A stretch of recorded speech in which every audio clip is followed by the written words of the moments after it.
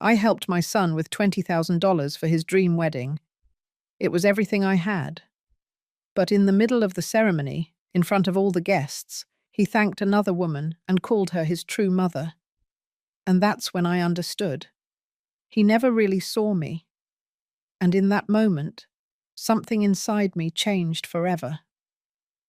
Before I start telling my story, tell me one thing. What city are you watching me from? I'd love to know where you're following me from. The ballroom was stunning that night. I won't deny it. The crystal chandeliers cast soft lights onto the impeccably set tables. Everything looked like it was straight out of an expensive movie.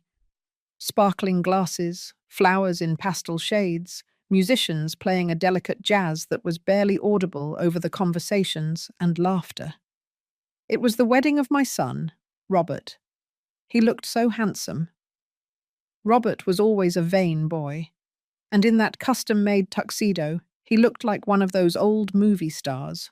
By his side, Rebecca radiated happiness. The two of them truly looked like they were made for each other. I, Carol, 69 years old, stayed back at a table near the wall. Not too close, not too far. Just enough to be forgotten without it being obvious. The place card with my name on it was on the plate, with a silly misspelling no one else would notice. But I did notice. Of course, I did.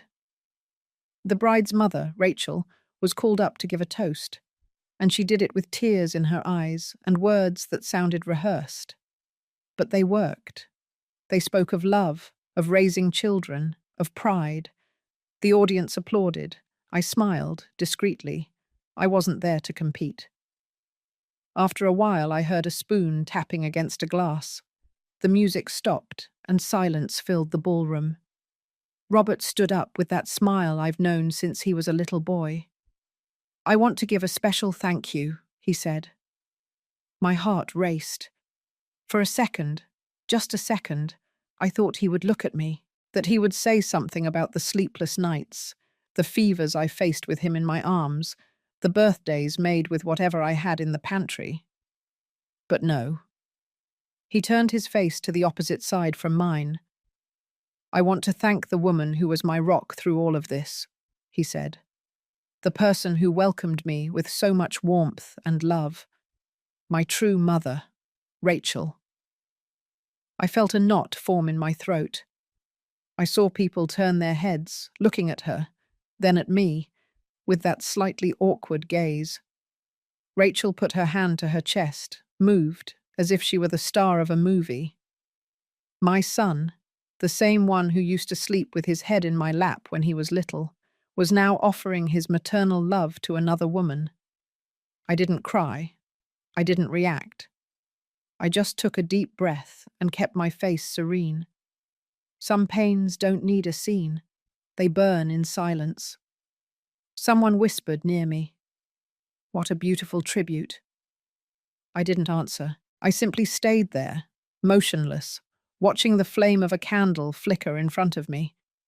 A small, persistent, but weak flame. And I thought, this is how a mother disappears, little by little, without anyone noticing.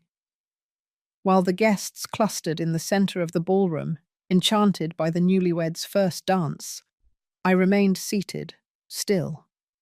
The applause, the smiles, the flashes. Everything seemed distant, as if I were behind a thick pane of glass. I watched Robert lightly spin Rebecca, his eyes shining like never before. In that instant, a bitter feeling overcame me.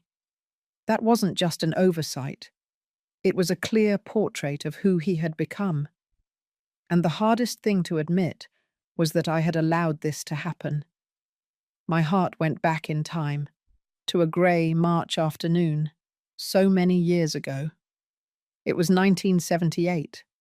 The kind of day that starts off wrong, you know? The rain was falling non-stop, and I was still working, my feet aching and my uniform wet, when the phone rang. On the other end of the line, a woman's shaky voice told me something I would never forget. My sister and her husband had been in an accident and hadn't made it. I remember dropping everything and running out. I didn't even think about it. When I arrived at the hospital, soaked from head to toe, my eyes went straight to that boy sitting on the edge of the gurney.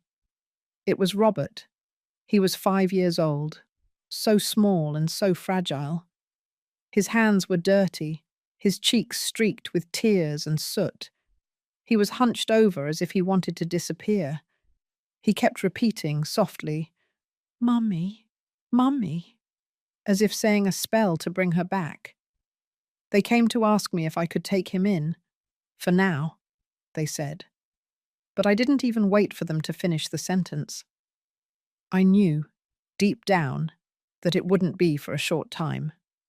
I was very young, only 22 years old, and I worked in a hospital as a nurse. I worked a lot and earned little, and I barely managed for myself. But that night, when he fell asleep in my lap, his face still warm from crying, I understood. From that moment on, I felt I needed to take care of him, to give everything of myself so that he would be okay. Taking care of Robert was like walking in the dark with a weak flashlight in my hands. I stumbled a lot. I made mistakes, but I never stopped moving forward. I had neither experience nor resources.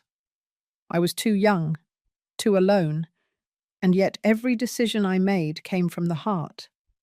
There were nights when he cried, and so did I. Him, missing his mother. Me, afraid of not being good enough. I learned to be a mother by trying, messing up, trying again. And I was, every single day. That's why when I saw him there in front, an adult, confident, surrounded by people and smiles, and when I heard him dedicate his most sincere gratitude to another woman, as if I had never existed, it broke me inside. It wasn't just what he said. It was what he didn't say. It was the silence, the absence. It was as if years of struggle, of sacrifice, of silent love had been erased with a single sentence. He offered his gratitude to someone who arrived later and left me with empty hands. In that moment, I understood something that was expensive to learn. When you give yourself completely, without leaving a small space for yourself, you run the risk of disappearing from your own story. And there, sitting in silence, with a disguised smile on my face and a heaviness in my chest, I realized that perhaps I loved so much that I became invisible. Working double shifts became my normal. I spent my days at the hospital, and on weekends I went straight to the nursing home on the other side of town. Sleeping well, I forgot what that was like. And love was locked away in a little box I never opened again. No man wanted to know a tired woman, smelling of hospital alcohol, who was dragging a sad child by the hand. Over time, I stopped trying. My hair turned grey before I was 40. I never had extra money for the hair salon, or for trips, or even for an entire day off. But even so, I tried hard. My goodness, how hard I tried. When I couldn't buy gifts, I invented things. I used cardboard to build castles. Shoeboxes became miniature worlds. Once I spent nights sewing a Batman costume, using pieces of an old scrub and blue thread. All for him. I couldn't give him everything, but I wanted him to have good memories. He always called me Aunt Carol, even when he was little, but we never talked about it. I told myself he was too young to understand, and later, well, time passed, and I kept putting it off. Deep down, I didn't know if he really understood what that meant. Did he think I was just an aunt who raised him because I wanted to? Or did he think his mother would come back someday? The day he turned 18, I decided to tell him everything. I sat with him in the kitchen after coffee and explained that he wasn't my biological son, that I took him in after the accident, that I had legally adopted him. He didn't even lift his eyes from the bowl. He just said, too casually, "I already knew. You're not exactly my mother." I felt the ground sink, but I took a deep breath. I just thought he deserved to know the full truth. I answered, trying to keep my voice firm, even though my heart was crumbling inside. He shrugged. Thanks, I guess. Then he got up and left the bowl in the sink, as if it were any ordinary conversation. I stayed there, sitting, trying to convince my heart that it was just his age, the phase, his way of being. But that phrase was stuck inside me, like a cold weight on my chest. You're not exactly my mother. I was there for every fever, every nightmare, every forgotten homework assignment. I sewed, I cooked, I sang softly for him to sleep. I gave everything I could. But in the end, I was nothing. Even with everything, I stayed. I stayed for love, for him. I kept doing what I always did, caring, giving myself, waiting. I watched Robert grow before my eyes. That fragile child who fit in my arms began to look down at me, taller than I was, with a firm voice and a confident stride. But even when he started to change, to distance himself, I never stopped being a mother. And then Rebecca arrived. Rebecca entered my son's life like someone who already knows the way. She was different from anyone he had brought home before. Always well put together, slow-spoken, too elegant even for simple get-togethers. Her smile was pretty, but her eyes, cold, calculating, never really landed on me. The first time I saw her, I made sure to prepare the chicken pot pie Robert loved since he was a child. It was the dish I made for his birthdays, when money was short, but the affection was great. I spent the whole afternoon cooking. She glanced at the dish and said with an air that was too polite, "Oh, I don't eat gluten." She spent the dinner talking about business, investments, luxury properties. Robert listened to her like an attentive student to the teacher's announcement. He didn't even seem to notice that the dish was the same as always, with the taste of home. As she left, she gave me a quick hug, one of those that barely touches the skin. "Thanks, Carol." Just that, like someone thanking the cashier for bagging the groceries. Even so, I tried not to judge. I told myself that maybe she just needed time, but that time never came. Over the months, Robert drifted away. The calls that used to come on Sundays started to become scarce. First bi-weekly, then once a month, then only when he needed something. A document, a piece of information, a signature. He never asked how I was doing anymore. I started to hear more about Rachel, her mother, than about my own son. She organized the brunches, helped with the trips, participated in choosing the furniture. She was the one by his side. Me? I was never called, not even for a simple afternoon coffee. He didn't announce the engagement. I found out through a social media post.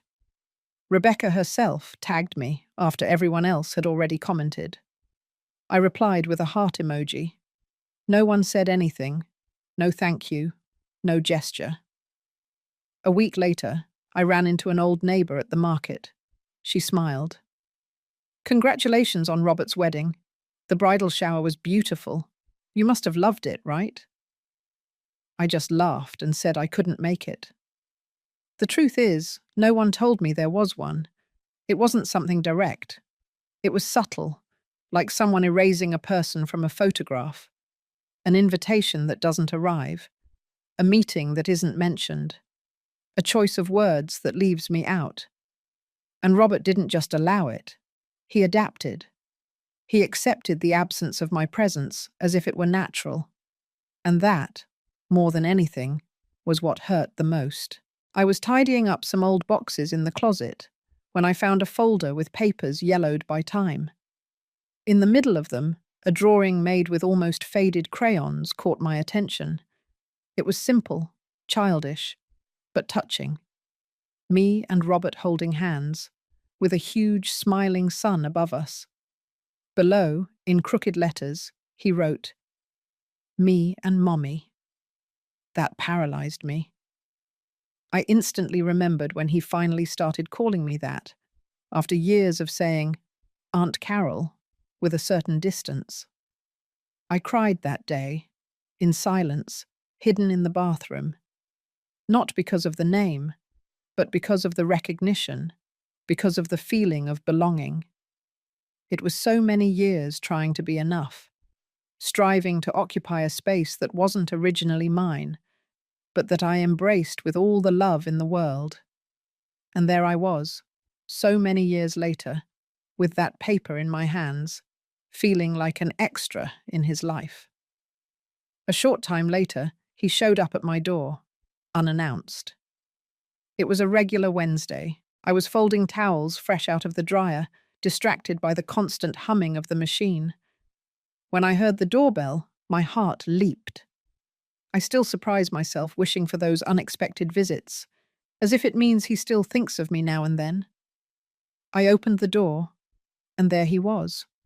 Smile absent, hurried look.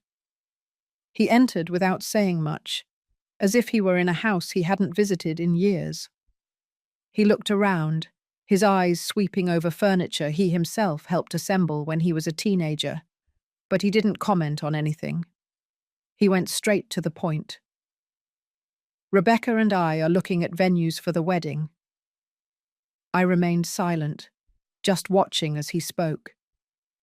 He said they had found a beautiful space with a city view, one of those with a modern rooftop terrace and open rooms, ideal for photos, for videos, to impress the guests. Rebecca's mother already gave a portion, he continued, with a tone of someone trying to avoid awkwardness. But we're still short a considerable amount. He took a deep breath, as if he were trying to soften the impact. It would be $20,000. For an instant, I thought I misunderstood. Dollars? I asked, trying to hide my surprise. He nodded casually, as if it were something simple. It's your son's wedding, he said, with an almost imperceptible but present impatience. You always said you wanted it to be a special day. I kept looking at him, trying to understand if he still saw who I was. Because at that moment, it wasn't just money he was asking for. It was everything I could offer. It was as if he extended his hand not for help, but out of obligation, like someone collecting something they believe is already theirs. Perhaps I never stopped being invisible. I just didn't want to see it. We were sitting at the kitchen table, the same one where, years ago, I used to cut the crusts off his bread, where I helped him with his schoolwork. But now the atmosphere was different. I held my teacup with both hands to try to hide my discomfort. That money, I began, my voice a little broken, is what I saved for emergencies, a hospitalization, an unexpected event, or, who knows, to not be a burden to anyone at the end of my life. He looked at me without blinking, then leaned back, crossing his arms as if we were discussing any minor detail. If you truly love me, you won't let money come between us, he said. And that's where my heart shrank, because he was my son, the child I carried in my arms when he was sick, whom I watched through the window blinds, waiting for him to come back from parties, the one I prayed for so many times in silence. But now he was a stranger with a familiar face. I sighed and tried to smile, although nothing about me felt amused. Give me a day, I said softly. I'll figure it out. He got up quickly, picked up his cell phone from the table. Thanks, Mum. Rebecca will be relieved. We already put a deposit down on the venue. No. He didn't ask how I would manage it, or if it would leave me with nothing. He simply left. He left the door open, as if he was coming right back. But he didn't come back. The next morning, I walked to the bank. I tried to ignore the pain in my stomach. I made a full withdrawal of my savings. The teller looked at me as if she wanted to ask, but she remained silent. I signed the papers calmly, even though inside I was trembling like a leaf in the wind. I got home, wrote the check, and carefully placed it in the envelope, as if that would make everything lighter. I left it on the porch, waiting for Robert to show up. But the one who came was Rebecca. She took the envelope without ringing the doorbell, without looking inside, without saying a word. The days went by. No call, no text message, no thank you. It was as if that gesture had been an obligation of mine, as if my silence was expected, as if my love was an eternal debt and not a choice. And there, sitting alone at that same table again, I understood that there are moments in life when the greatest pain doesn't come from a lack of gratitude, but from realizing that you stopped existing in the priorities of the person you loved most. When the preparations for Robert's wedding began, I immediately realized that my role would be a discreet one. Decisions were made without me. I only found out later, when everything was already settled. Once, I received an email from Rebecca, short, direct. She asked me to choose an outfit in neutral tones so as not to clash. I simply replied yes. There was no response. Even so, I made an effort. I wanted to be present, even if silent. I arrived early on the day of the ceremony. I chose a coral-colored dress. It wasn't flashy, but it didn't fade away either. It was a color that I had always found pretty, but never had the courage to wear. The salesperson at the store said it brightened my face, and for some reason, that day, I decided to believe her. I had it carefully altered. I paid extra for a lining fabric that wouldn't show my figure. I lightly curled my hair and sprayed on that old perfume I only use on special occasions. I even took out of the little box the pearl earrings Robert gave me when he graduated. I kept those earrings for years as a symbol of pride and affection. At the ballroom, no one came to greet me. The young event coordinator just confirmed my name and pointed with his finger. Table 17. I walked over there. It was near the kitchen door, almost backstage.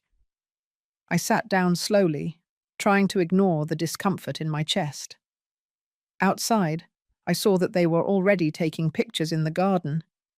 Rebecca, beautiful, in the center. Robert Gautier by her side, smiling. Rachel, Rebecca's mother, posed with her hand resting on his shoulder. That image was etched in my mind. No one called me to join, not even a greeting. I stayed there, waiting, as if there was still a chance someone would notice me. But no invitation for a photo came, not a single gesture. Later, when the guests started mingling, Rebecca passed by my table. She flashed me a quick smile without stopping and commented in a light but sharp tone. "Wow, that dress! Quite bold, isn't it?" I opened my mouth to respond, but she was already turning her back on me. I stood still for a second, and then carefully folded the napkin on my lap. I smoothed the fabric of the dress and tried to remember how to smile, as if that hadn't pierced me. I learned over time to shrink certain pains, to push into a corner of my soul everything that pulsates, everything that could make me cry in public. That's how I managed to get through situations that hurt more than I was willing to admit. The wedding was beautiful. No one can deny it. Everything was impeccable. The sound of the orchestra, the light, almost magical decor, the well-written vows, rehearsed like they were from a movie. Robert was elegant, imposing, distant. He was no longer that boy who ran around the house barefoot and called out to me in the middle of the night, just to know if I was still there. Now he was a grown man, surrounded by people who seemed to have taken my place. At the reception, I stayed quiet, in my corner. Everyone was laughing, toasting, taking turns for photos. Rachel looked like a queen, smiling, confident, going from table to table as if she were greeting lifelong friends. Rebecca was also radiant, with that glow of an in-love bride. And Robert. Robert smiled for everyone, except me. It was as if I had become invisible. At a certain point, they announced the toasts. Rachel was first. She spoke emotionally about her daughter, about how their union represented a dream, and then she thanked Robert, with tears in her eyes, for having wholeheartedly entered her family. The whole ballroom applauded. Then Robert took the microphone. His face had a special glow. He took a deep breath and said he wanted to pay tribute to someone very special, someone who had been his rock throughout this entire phase. For an instant, my heart raced. "I want to thank the woman who has been like a mother to me," he said, "who supported me, who guided me with so much affection. Rachel, you are my true mother. Thank you for everything. I love you." The ballroom erupted in applause, everyone smiling, moved. I, there, standing by the table, heard those words like someone taking a blow and pretending not to feel it. Some people looked at me in passing, then looked away. Maybe they didn't know what to do. Maybe they knew too much. I stayed still. I just clasped my hands in my lap with all the care in the world. The fabric of the dress seemed to burn. I smiled. Yes, because smiling is all we have left when we don't want to cry in front of others.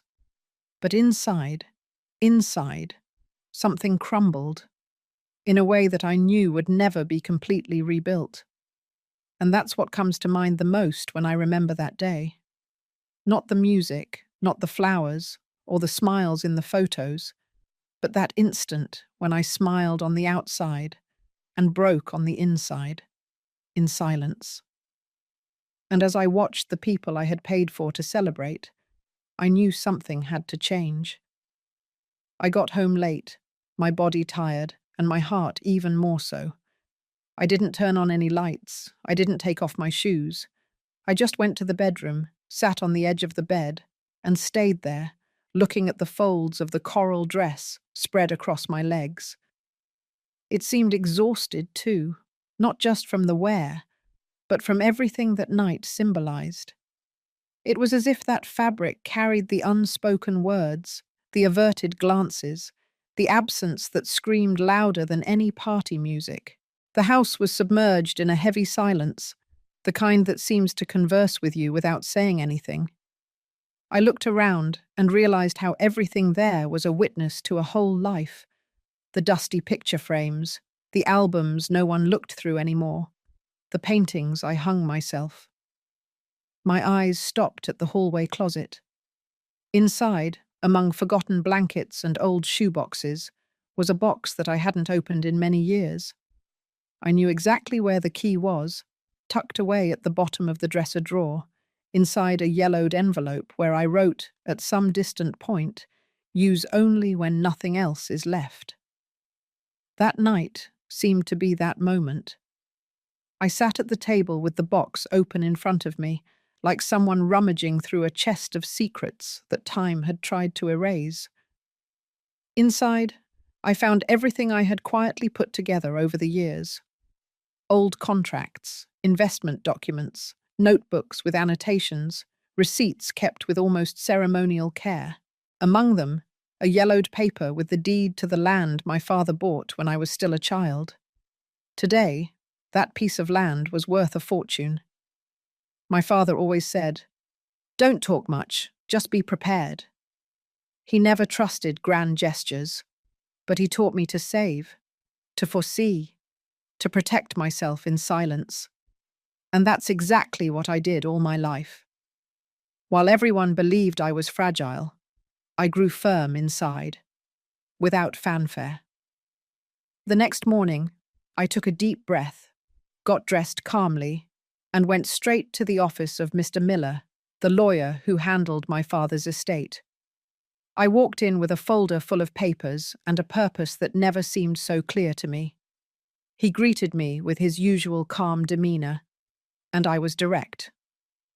"I want to make changes to my will." He looked at me over his glasses and asked, "Do you wish to include someone?" "No, I wish to eliminate." And just like that, without anger, without tears, only with the certainty of someone who finally understood her own worth, I removed Robert from everything. Every cent, every asset, every future benefit. In his place, I decided to create a small foundation, not something grand or with my name emblazoned on it, just something that made sense. A fund dedicated to women like me, mothers who walked alone, held households together, raised children with dignity, but without applause. Mr. Miller didn't question me. He just nodded, like someone who understands more than they need to hear. When I left there, the sun met me at the door, and for the first time in a long, long time, I felt something different. It wasn't pride or revenge. It was presence. I saw myself. I recognized myself. And I understood, at last, that I was never truly alone. I had just forgotten to see myself. 2 weeks after sorting out all the foundation paperwork, I closed the door of the old apartment for the last time. I didn't leave notes. I didn't send new contact information. I simply left. I called a moving company. I watched boxes go up and down the freight elevator, and before I knew it, I was in a place that looked nothing like the house where I spent most of my life. And that was exactly what I wanted. On the third day, the intercom rang. The doorman's voice sounded uncomfortable. "Ma'am, there's a couple here asking for you, Mr. and Mrs. Smith." I let them come up. When the elevator opened, the expression on both of their faces was that of people who had entered a setting they weren't sure they were authorized to see. Rebecca kept her eyes fixed on the marble floor, as if avoiding confronting any evidence of what she was seeing. Robert looked around, observing every painting on the wall, the details of the rug, the soft lighting. Art chosen by me. Furniture that I wanted, without worrying if it would match anyone else's tastes. "Mum, what is this place?" he muttered, visibly unnerved. "My house," I replied calmly. They walked slowly, as if they didn't want to touch anything, as if they were inside a strange dream. Rebecca ran her fingers along the edge of the table, examining it with contained curiosity. Robert approached the window and contemplated the view for long seconds. "It doesn't make sense," he finally said. "How did you get this?" I walked to the corner where I usually prepare my afternoon tea, filled a cup, and took a sip before answering, as if we were simply resuming an old conversation. I learned to take care of what was mine. My father taught me early on that we don't need to shout to have value. We just need to be ready. Robert watched me as if he were facing an equation he couldn't solve. "Why did you never tell me anything about this?" I held his gaze. "Why did you never want to know?" Rebecca tried to say something, but I gently raised my hand and interrupted her. "It doesn't matter anymore. I won't justify myself to anyone who only listens to me when money is involved." They stood there, still, not quite knowing how to react. The silence that enveloped us wasn't heavy. It was necessary, as if everything had finally been said, even without many words. Robert seemed to want to argue further, but it was already too late. I walked to the balcony and stood, facing the city. The sound of the cars, the horns, and the wind took care of the rest. I didn't need to say anything more. The next morning, very early, the intercom rang again. The doorman came up with a bouquet of white roses in his hands and a small card with no text, just his name written in the corner. In the days that followed, the messages arrived, first short and formal, then longer, with tones of regret, and then silence. Rebecca tried again, Robert too, and finally Rachel called me wanting to clear things up. I responded calmly. I don't usually make space for people who only learned my name after they realized they could no longer benefit from it. There were 3 days of silence. No call, no message, just the sound of my breathing mixing with the ticking of the clock, as if time was trying to console me. Then the phone rang. It was Robert. His voice sounded hesitant, almost childlike, as if he were asking permission to enter a space that was no longer his. "What do you want me to do?" he asked, without preamble. I took a deep breath. "I want you to tell the truth, out loud, for everyone to hear," I said. "And not by text or call. I want them to look you in the eyes." On the other side, a silence so long I could have sworn he had hung up. When he spoke, his voice came out low, almost whispered. "This is going to expose me. It's going to be embarrassing." I didn't say anything. I didn't have to. A few days later, the video appeared on the internet. No special effects, no nice background. Just him, sitting in a simple chair in front of a disorganized bookshelf. His hands clasped, his gaze empty. He looked smaller than I remembered. The recording was raw, true. He started hesitantly, then his voice gained firmness, as if he were finally saying something he had been carrying for a long time. He spoke of me, of the woman who held up the pillars when the world turned its back, of the mother who not only nourished but taught, welcomed, protected. He admitted that he ignored me, that he erased me from his life when something or someone more convenient appeared, that he treated me like an extra in the plot of his own story. He said he didn't expect forgiveness, that maybe he didn't even deserve it, but that I needed and deserved to be recognized. I watched it only once, alone, with the lights off and the sound low, as if I were spying on something too intimate. I didn't cry, nor did I smile. I stayed there, sitting in silence, feeling something that wasn't hatred. It wasn't revenge. It was a sound of relief, a serene liberation. It was as if, for the first time in a long time, there was space inside me to breathe. The next morning, I started packing my things. Boxes piled up by the door, each one marked with names of rooms and memories. It wasn't an escape. It was a necessary movement. I was going to Sausalito, not for a new beginning, but for a reunion. With myself, with old friendships, with a piece of life I left behind decades ago. There, no one would see me as the groom's mother. I would just be me, with my name, my story, my presence. The day before the move, the doorman handed me an envelope. Yellowed paper, hand-addressed. The handwriting was unmistakable. Robert. Inside, several sheets written on both sides. He remembered moments I thought were forgotten. Afternoons at the park, nights reading stories in bed, the time he fell off his bike, and I ran like crazy to help him. He wrote that he failed me, that for a long time he only saw what he wanted to see, but that now he saw everything clearly, and that he was truly sorry. I read everything slowly, only once. I didn't keep the letter, but I didn't tear it up either.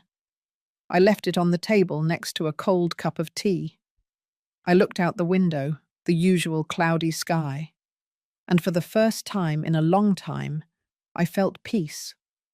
Not because someone gave it to me, but because I built it myself, word by word, step by step. I went to my room and sat on the edge of the bed, feeling the slight creak of the wood under the weight of the years and memories. Beside me, an antique dresser that I rarely open. For a long time, that drawer had been almost empty, as if it were a space I myself avoided filling. But that day, for the first time in a long time, I reached out and opened it firmly. Inside lay a single photograph, Robert still small, about 5 years old perhaps.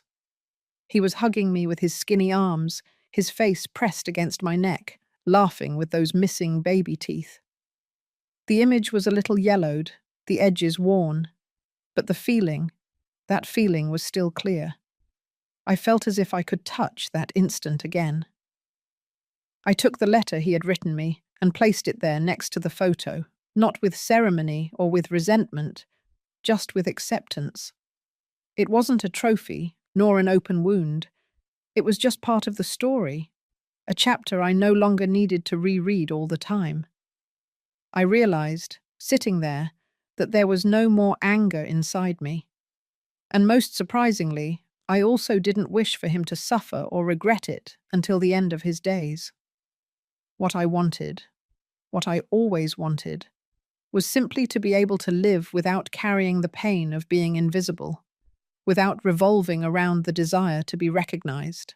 And in that moment, finally, I recognized myself, not as a flawed mother or a wounded woman, but as someone whole, as someone who allowed herself to occupy, at last, the center of her own life. If this story touched your heart in any way, leave your comment down below. I'd love to know how you felt listening to all this. If you've been through something similar, or know someone who lived through something like this, share that too. And of course, if you liked the video, give it a like, subscribe to the channel, and hit that notification bell. Many other moving stories are coming here, and you don't want to miss them.